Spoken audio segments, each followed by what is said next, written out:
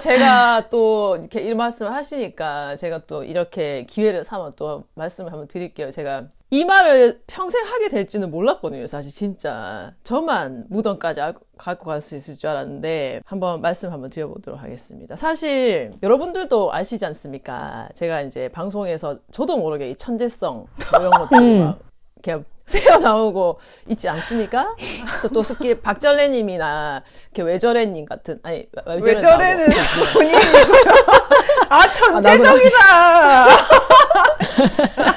그러니까 이런 게 새어 나오는 건 거지. 그래서 박전래님과 그게 뭐야님, 심지어는 그 나르는 아니 그러니까 나르는 가르마님이라고 할게요. 나르는 가르마님도 아마 저의 이 천재성을 눈치를 많이 채고 계실 거라고 생각하는데 그리고 또 여러분들이 근데 놀라실 일이 하나 있는 게 뭐냐면 저희 집에서는 제가 바보인 줄 알아요.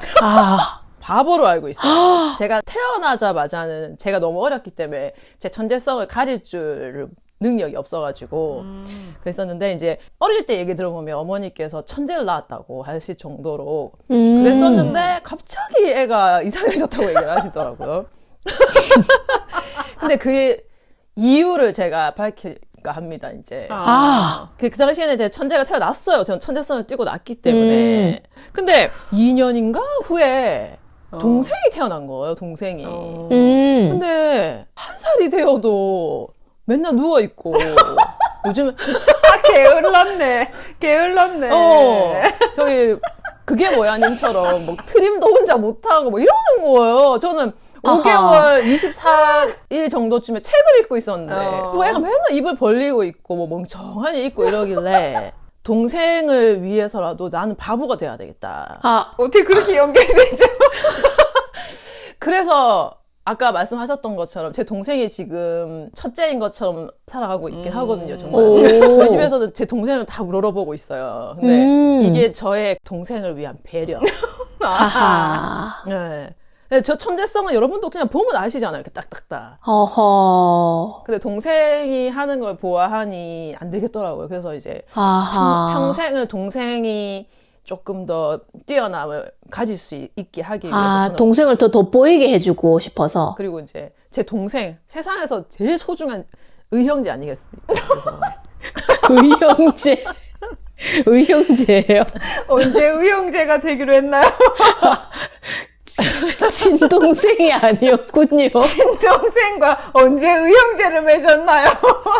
지금 정말 중요한 고백을 하셨습니다. 여러분 제가 일부러 이러는 거 다 아실 거라고 믿습니다. 굳이 친동생과 의형제를 맺는 이유는 뭐죠? 그래서 저는 제 동생을 위해 바보인 것처럼 평생을 살고 있습니다. 눈물 납니다. 저는 정말 제 동생이 세상에서 제일 사랑스럽고. 2년 뒤에 태어난 그 동생이 사실은 친동생이 아니었군요.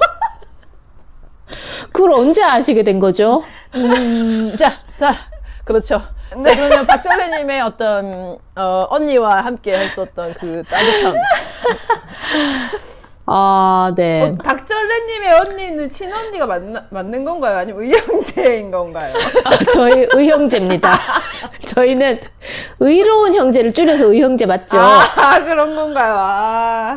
네, 저희는 정말 의로워서 의형제입니다. 그렇군요. 보기 좋습니다. 네. 역시. 네네. 근데 그 의로운 의형제한테도 방송 얘기를 안 하셨다고. 전혀 이런 걸 하는 것조차 모르고 있습니다. 사이가 정말 좋으시네요. 아니, 거기서 나온 말이 하나 있잖아요. 왼손이 하는 일을 오른손이 모르게 하라. 이게 여기서 다 나온 겁니다. 이게 그렇게 모르게 할 만한 일인가요? 의형제이면 그렇습니다, 여러분.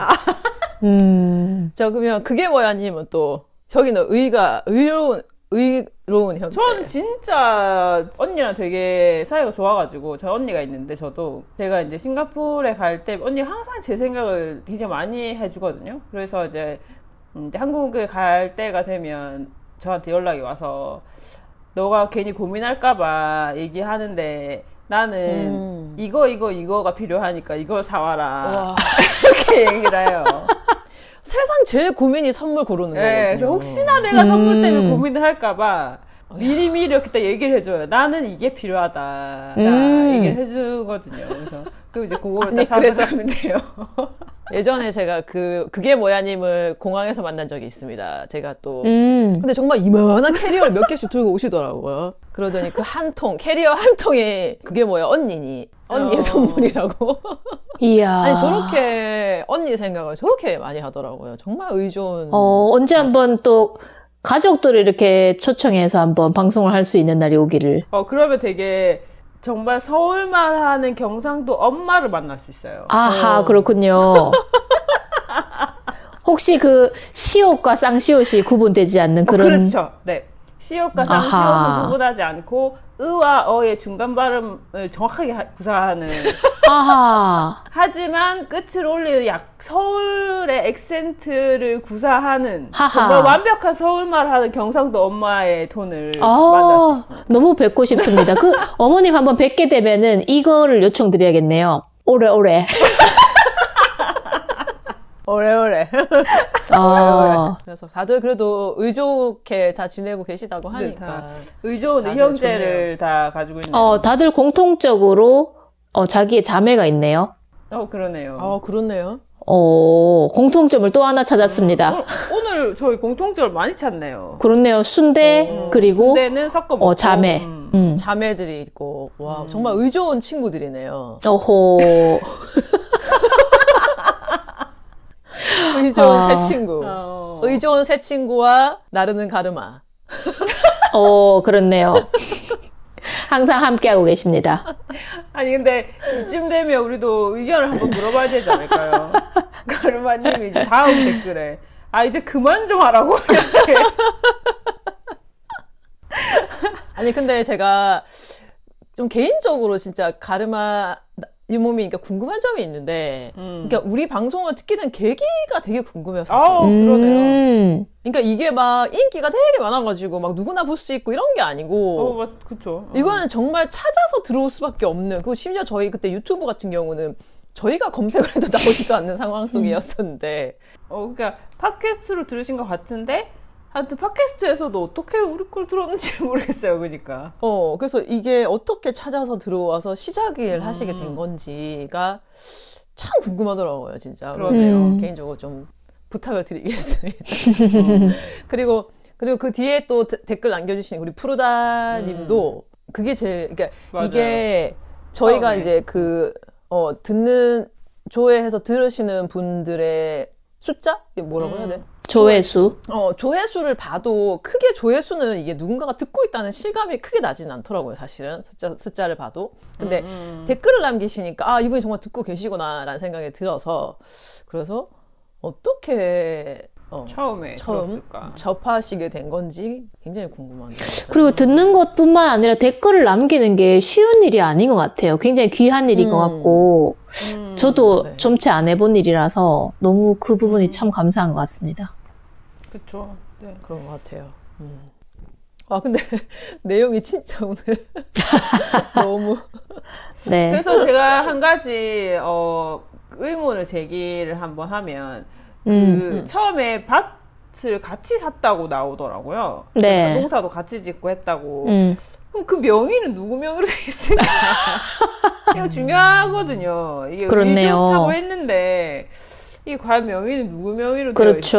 있는 것인가? 나중에 이런 문제로. 근데 이거는 뭐 답이 다 나와 있는 것 같은데요? 뭐죠? 근데 처음에 누군가가 얘기했겠죠. 아우 이름으로 하게나. 그러니까, 무슨 소리냐고 형의 이름으로 하셔야죠. 그러니까, 아우 이름으로 하게나. 아우 형이죠 하다가 겨우 같이 하시지 않았을까. 그럼 공동명의인가요? 그냥 공동으로 하지 않았을까 싶어요.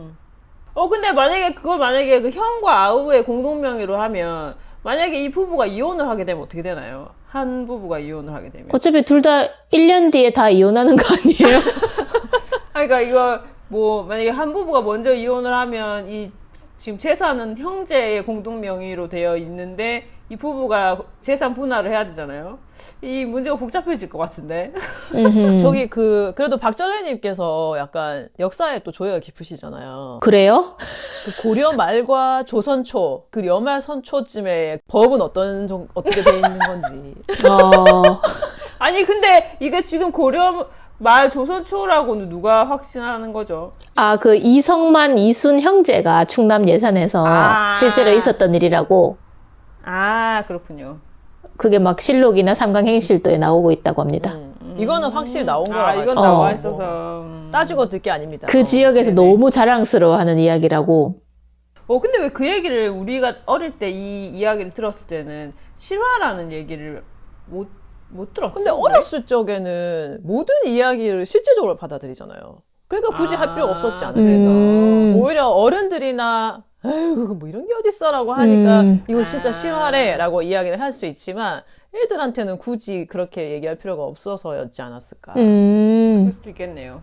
대구에 아까 납작만두 서문시장 이야기를 했었는데 서문시장이 이제 조선시대 때 세워진 시장이어서 한 400년 정도 역사가 됐는데 와. 지금 있는 그 서문시장 그 자리로 한 100여 년 전에 옮겼대요. 딱 100년 전에 1923년도에 지금 그 자리로 옮겼다는 거예요. 지금 서문시장 자리가 원래 거대한 못이 있었대요. 연못. 근데 그 거대한 못을 메워버리고 이제 그 자리에 지금 시장이 들어온 지 딱 100주년이 되었는데 이 서문시장이 그래서 조금 뭐 흉흉한 일이 있을 때마다 그 못을 메우면서 뭐 좀 이렇게 원한이 맺힌 거 아닌가 뭐 그런 이야기도 있습니다. 그런데 거기에 한번 이제 대형 화재가 났을 때 키다리 아저씨 서문시장 이야기가 있거든요. 그러니까 서문시장에서 장사를 하신 기다리 아저씨 아마 이제 북한에서 내려오셔서 이제 한국 남한에서 어디 정착할까 하다가 뭐 이리저리 이제 피난 생활을 하다가 대구 서문시장에 자리를 잡으신 것 같고 그분이 아마 뭐 옷감 장사를 하셨나 봐요. 굉장히 이제 신뢰 있게.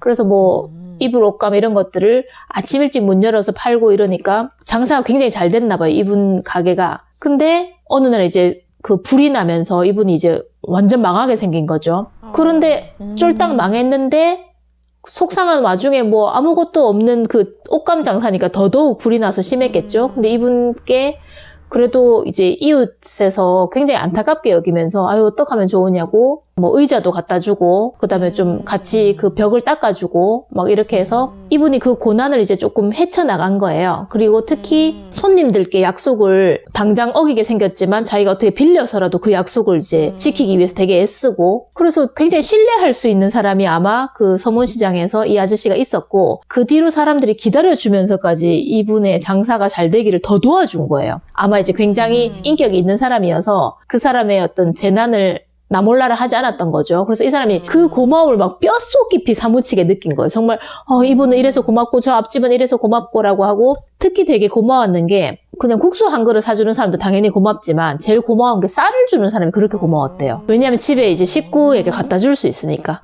국수 한 그릇 사주는 거 지금 내가 당장 배가 부른 일이지만 쌀을 주는 사람은 내가 오늘 굶더라도 집에 식구들에게 먹일 수 있으니까 그게 제일 기분 좋았대요. 그래서 쌀에 대한 고마움을 잊지 않았는 거예요. 그래서 이분이 나중에 다 기억하고 있다가 이제 자기의 경제력을 회복하고 난 다음에는 그분들께 이제 갚고 싶은데 그냥 드리려니까 좀 민망하고 또 그분들이 이제 와서 부끄럽게 여길까봐 쌀을 막 잔뜩 한 말 막 가만히 떼기로 이제 나중에 사서는 그분 집에 밤에 몰래 갖다 놨다는 거예요. 그래서 저는 이게 참 감동적이더라고요. 밤에 이분이 낮 동안 일을 하셔서 피곤하실 텐데도 밤에 잠을 안 자고 그분 집에 이렇게 쌀을 한 포대씩 갖다 놓는 그 장면이 정말 신뢰할 만한 사람이었겠구나라는 생각이 들고 이 어른이 아마 이제 그러고 난 뒤에 이제 돈을 좀 벌고 회복해서는 조그마한 건물을 샀는데 글로 막 이제 길이 나고 하면서 대단한 부자가 되셨나 봐요. 그 뒤로도 이제 계속 기부를 해서 대구에 서문시장 키다리 아저씨라고 아마 지금은 그 자손들이 자식 세대에서 또 계속 기부를 하는 걸로 알고 있거든요. 그래서 어떤 훈훈한 이야기, 대구의 훈훈한 이야기 중에서 그분이 이제 쌀을 기부하는 장면. 대구의 훈훈한 이야기처럼. 그러게 말이에요. 겨우 하나 찾았네, 정말. 정말. 누군가가 납작만두 먹으러 온 이유로 더 생각해지고 있는데, 지금. 그렇죠.